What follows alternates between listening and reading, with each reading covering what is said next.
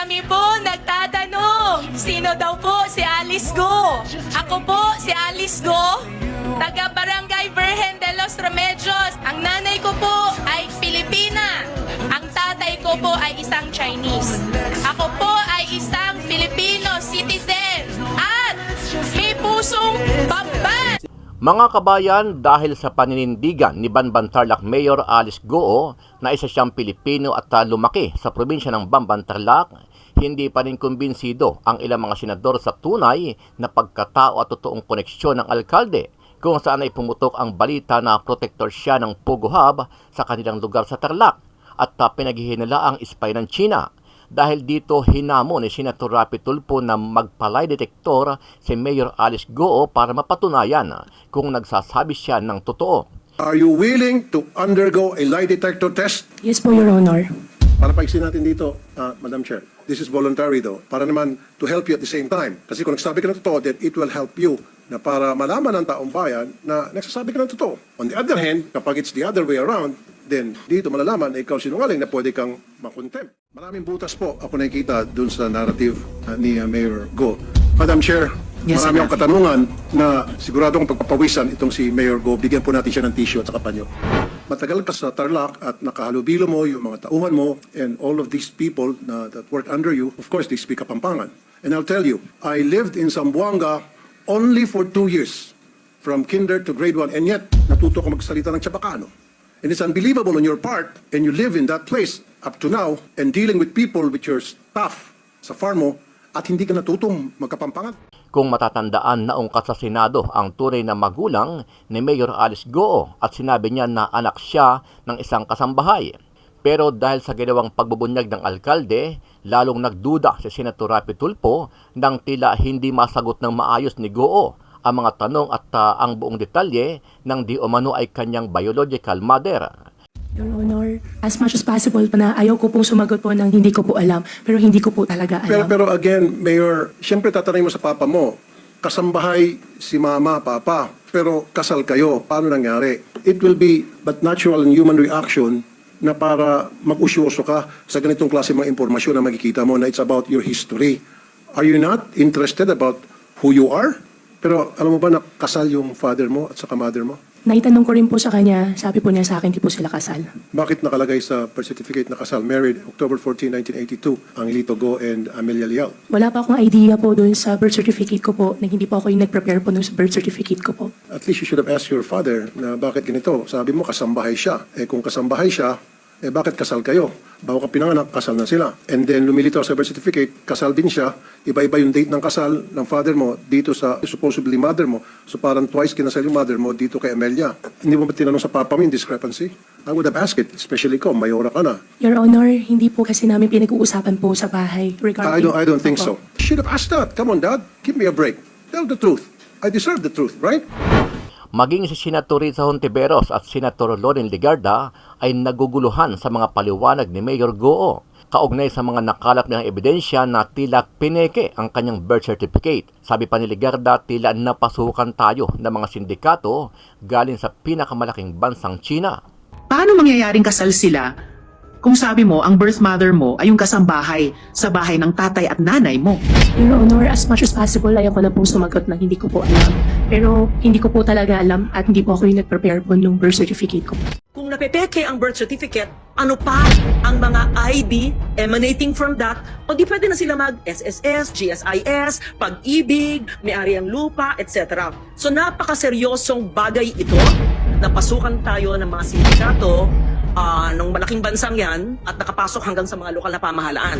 Samantala, agad namang ipinagtanggol ng mga residente ng Banban ang kanilang mayora. Sabi ng ilang residente doon, mabait at matulungin si Mayor Alice Goo. Kaya ikinagulat nila ang nangyari matapos mag-trending sa social media ang ginawang pagdinig sa Senado at pag-ungkat sa tunay na pagkatao ni Banban Tarlac Mayor Alice Goo.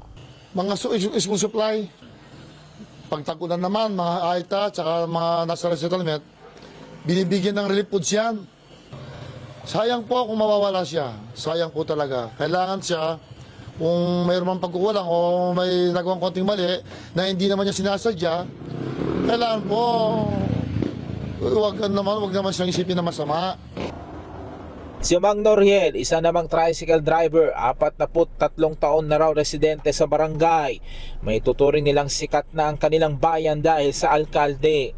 Bilang anya kasi sa ginawa nitong proyekto ay ang pagpapaayos ng kanilang bayan at mahikayat din ng mga negosyante na pumasok at mag-invest sa Banban. Kaya kinagulat din nila ang nangyari na ito sa kanilang alkalde. Sabi pa ni Mang Noriel, mas ramdam daw nila ang naging pag-unlad ng kanilang bayan at nailapit din sa pangunahing pangangailangan. Kaya niya siguro ni Mayor yan malalampasan. Lilitaw doon yung katotohanan talaga kung ano bang nangyari doon. Ano ang masasabi mo dito, kabayan? Naniniwala ba kayo sa mga pahayag ni Mayor Alice Goo na isa siyang Pilipino at lumaki sa isang farm dito sa Banban, Tarlac? Sama-sama nating panuorin ang buong video at pakicomment nyo po ang inyong mga reaksyon at sariling opinyon. Pero bago yan, muli po ako nag-iimbita. Sa mga hindi pa po nakasubscribe sa ating channel na Kabayan News PH, pakipindot po ang subscribe button at pakiclick na rin ang notification bell para lagi kayong updated sa mga bagong upload natin na legit at napapanahong balita. Maraming pong salamat. Your Honor, ang teacher ko po si Teacher Rubilin. Teacher Rubilin. Opo. Saan naman, pagkatapos ng homeschooling, saan naman po kayo nag-high school?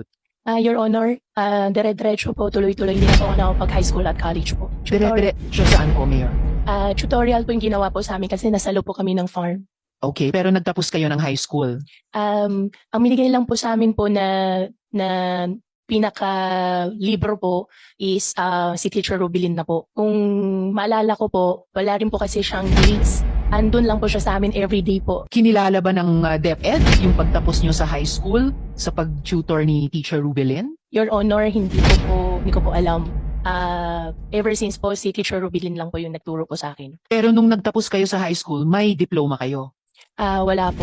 Sa pagdinig sa Senado, paulit-ulit na sinabi ni Banban Tarlac, Mayor Alice Goo na homeschooling lamang umano siya dahil itinago raw siya ng kanyang ama sa kanilang farm noong siya ay bata pa.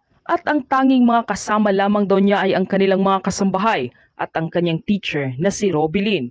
Pero hindi na raw niya matandaan ang exact na pangalan nito. Ngunit ngayong araw lumutang ang isang litrato at sinabing ito na raw si Teacher Robilin. At ito ang itinatago-tagong lihim sa likod ng litratong ito. Sa December 2022 Assets, Liability and Network o SALI ni Banban Tarlac, Mayor Alice Goo, nakadeklara sa kanyang personal property ang 3 dump truck, isang motorsiklo at isang chopper na may kabuuang halaga na 77 million pesos. Ipinagtaka ito ni Senator Raffy Tulfo nang ikumpara niya ang kita ni Mayor Alice. Sinabi ni Senator Raffy Tulfo kung pagbabasihan lamang ang kanyang kita ay hindi ito kayang makabili ng ganito karaming sasakyan. Hindi naman direktang sinagot ni Mayor Alice kung paano niya nabili ang kanyang mga truck at motorsiklo. Pero ang helicopter, nabili niya raw ito sa tulong ng kanyang ama na si Jang Jong Goo o ang Hilito Goo na isang Chinese. Pinagbahid ko po doon sa helicopter po ay galing po sa tatay ko. Po, nagbibigay po siya sa akin. Minsan po 500,000, minsan 1 million.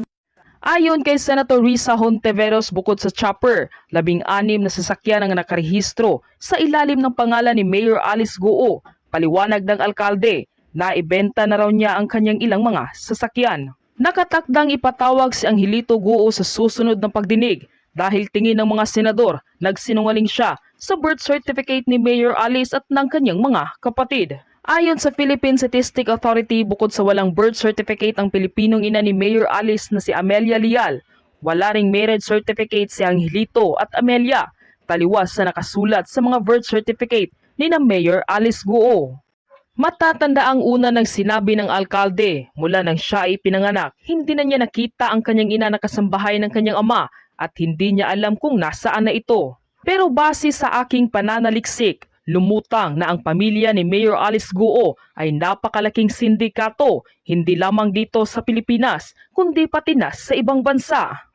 At ang litratong ito na may pangalang Wen Yilin na base sa kanyang dokumento ay isa itong Chinese at ang residential address nito ay sa Valenzuela City. Nagmamay-ari rin ito ng hog racing at isang farm na nasa Banban Tarlac na katulad ng kay Mayor Alice Goo. So ibig sabihin ay nakasama na ito ng alkalde at tiyak na hindi ito si Teacher Robilin. Kaya tanong ng maraming Pilipino, sino kaya ito at bakit tila mas hawig ito kay Mayor Alice Goo? Siya na nga ba ang tunay na biological mother ni Mayor Alice Guo?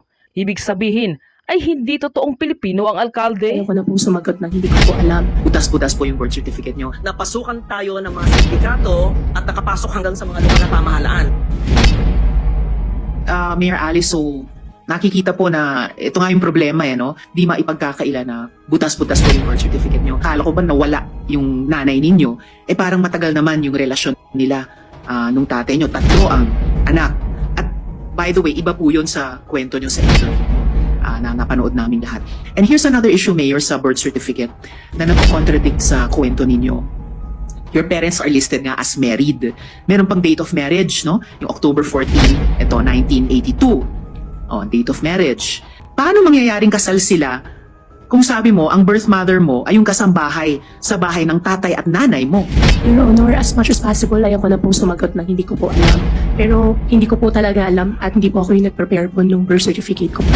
Kung peke ang birth certificate nga, at kung napepeke ang birth certificate, ano pa ang mga ID emanating from that, o di pwede na sila mag-SSS, GSIS, pag-ibig, may-ari ang lupa, etc. So napakaseryosong bagay ito.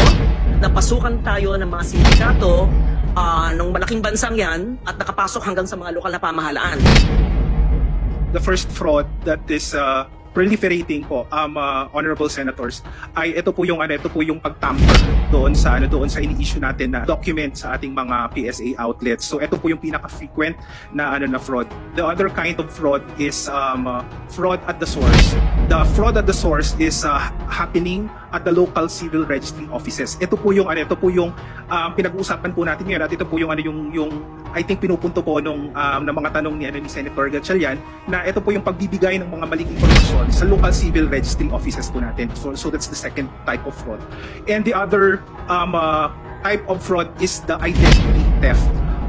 Meron po dun sa investigasyon po natin nung nakaraan, nung makalipas na taon, nung budget hearing, meron po kaming na-determine na yung third kind of fraud po na kumuha po siya ng identity ng isang patay na tao. So ito po yung mga fraud na na-determine natin during that investigation. And as to the investigation on the personnel, opo, tinitingnan po natin ang ating mga kawani sa ating ahensya kung meron po talaga po tayo na pwede nakasuhan na ng mga kawani na lumabag po sa kanilang mga tungkulin at sa kanilang mga responsibilidad sa ating ahensya. Maraming butas po ako nakikita dun sa narrative ni Mayor Go.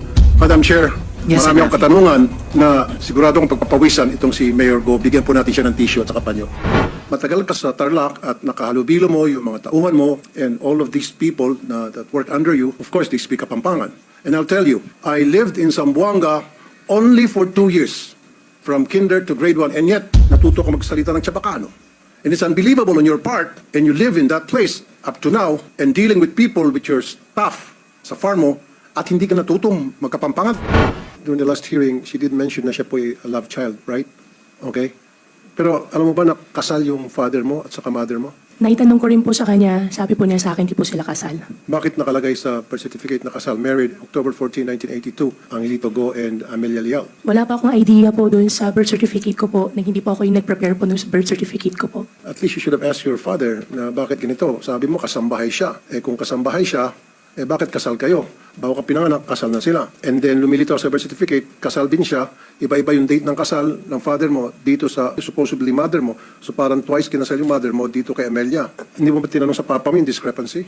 I would have asked it, especially ko, mayora ka na. Your Honor, hindi po kasi namin pinag-uusapan po sa bahay regarding... I don't think so.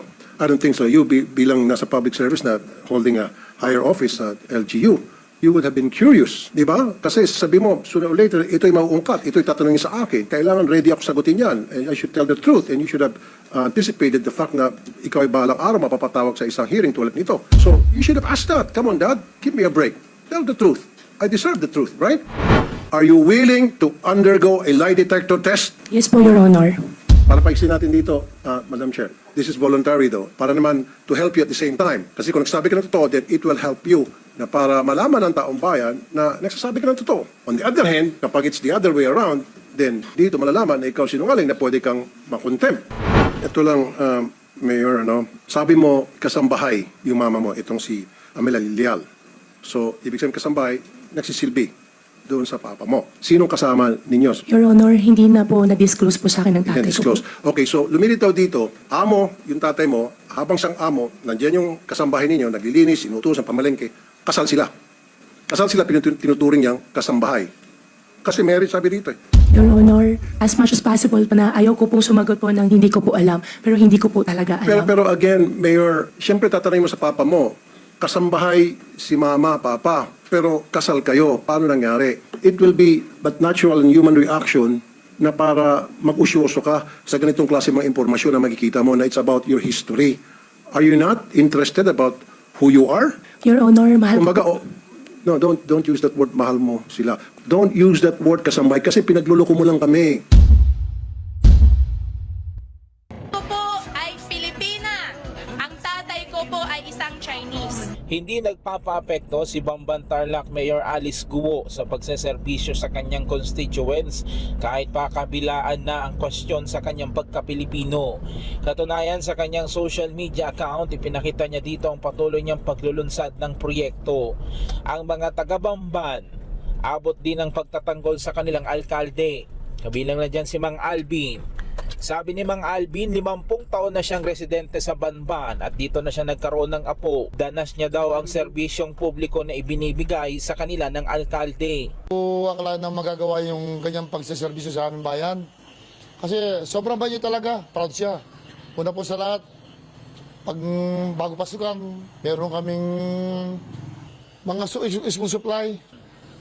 Pagtagulan naman, mga AITA, tsaka mga nasa resettlement, binibigyan ng relief foods yan. Sayang po kung mawawala siya. Sayang po talaga. Kailangan siya, kung mayroon mang pagkukulang o may nagawang konting mali na hindi naman niya sinasadya, kailangan po, wag naman siyang isipin na masama. Si Mang Noriel, isa namang tricycle driver, 43 taon na raw residente sa barangay. May tuturing nilang sikat na ang kanilang bayan dahil sa alkalde. Bilang anya kasi sa ginawa nitong proyekto ay ang pagpapaayos ng kanilang bayan at mahikayat din ng mga negosyante na pumasok at mag-invest sa Banban. Kaya kinagulat din nila ang nangyari na ito sa kanilang alkalde. Sabi pa ni Mang Noriel, mas ramdam daw nila ang naging pag-unlad ng kanilang bayan at nailapit din sa pangunahing pangangailangan. Kaya niya siguro ni Mayor yan, malalampasan. Lilitaw doon yung katotohanan talaga kung ano bang nangyari doon. Sinubukan naming puntahan ang munisipyo ng Bamban para makapanayam si Mayor Alice Guo.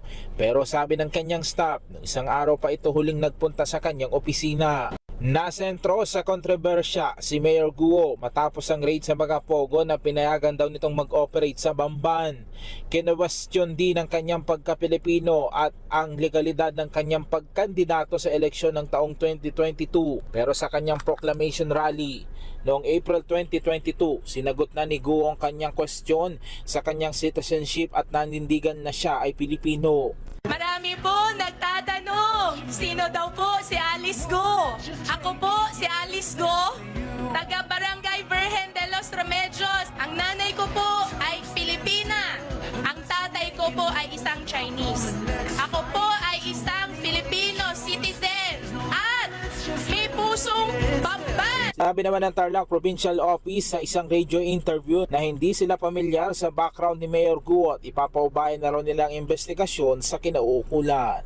Ipinahayag ni Senator Sherwin Gatchalian kahapon May 29 na kailangan ng patalsikin sa kanilang partidong Nationalist People's Coalition o NPC si Bamban Tarlac Mayor Alice Guo. Sa gitna ito ng umano'y koneksyon ng nasabing alkalde sa mga illegal na aktibidad kaugnay ng isang Philippine offshore gaming operator o POGO sa kanyang bayan. Ayon kay Senator Gatchalian, dapat na maalis si Mayor Guo sa NPC dahil sa pagkakasangkot ito sa POGO issue at maging ang birth certificate ito ay hindi aniya valid at irregular. Wala pang inilalabas sa pahayag ang alkalde ukol sa pahayag na ito ng mambabatas. Miyembro ang senador ng advisory council ng kanilang partido. But I am seeing, and this is my personal take, na ma-expel siya sa NPC because connected siya sa Pogo and yung kanyang birth certificate is irregular.